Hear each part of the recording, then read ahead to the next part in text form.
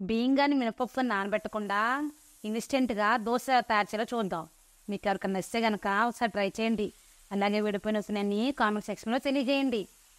ఇలా ఇన్స్టెంట్గా ఈజీగా దోశని తయారు చేసుకోవచ్చు. దానిలోకి కప్పు ఉప్మా రవ్వ వేసుకోవాలి, 1 టేబుల్ స్పూన్ అటుకులు, 1 టేబుల్ స్పూన్ బియ్యం పిండి, 1 టేబుల్ స్పూన్ గోధుమ పిండి, 1/2 టీ స్పూన్ పంచదార. ఇవన్నీ వేసుకుని మిక్సీ పట్టుకోవాలి. ఒకసారి మిక్సీ పట్టుకున్న తర్వాత ఏ కప్తో అయితే రవ్వ తీసుకున్నామో అదే కప్తో కప్పు పెరిగేసుకోవాలి. కొద్ది కొద్దిగా వాటర్ యాడ్ చేసుకుంటూ వీలైనంత మెత్తగా మిక్సీ పట్టుకోవాలి.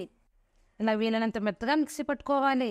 ఇలా మిక్సీ పట్టడానికి ఏ కప్తో అయితే పెరుగు తీసుకున్నామో అదే కప్తో కప్పు వాటర్ అయితే సరిపోతాయి. ఈ వాటర్ అన్నీ ఒకే సరిపోయకుండా కొద్ది కొద్దిగా యాడ్ చేసుకుంటూ మిక్సీ పట్టుకోవాలి. మిక్సీ పట్టుకున్న పిండిని ఒక గిన్నెలో ట్రాన్స్ఫర్ చేసుకోవాలి. 10 నిమిషాల పాటు పక్కన పెట్టుకోవాలి. 10 నిమిషాల తర్వాత 1/2 టీ స్పూన్ సాల్ట్ వేసుకోవాలి, 1/2 టీ స్పూన్ వంట సోడా. ఒకసారి బాగా మిక్స్ చేసుకోవాలి. పిండి అనేది ఇంత పలచగా ఉండాలి. మీకు గనక చిక్కపడితే కొద్దిగా వాటర్ అనేది యాడ్ చేసుకోండి. స్టవ్ మీద దోశల ప్యాన్ పెట్టుకుని కొద్దిగా నూనె అప్లై చేసుకోవాలి. ఆ వాటర్ చల్లుకోవాలి. దోశలు వేసుకోవడమే. 2 నిమిషాల తర్వాత పైన కొద్దిగా నూనె పోసుకోవాలి.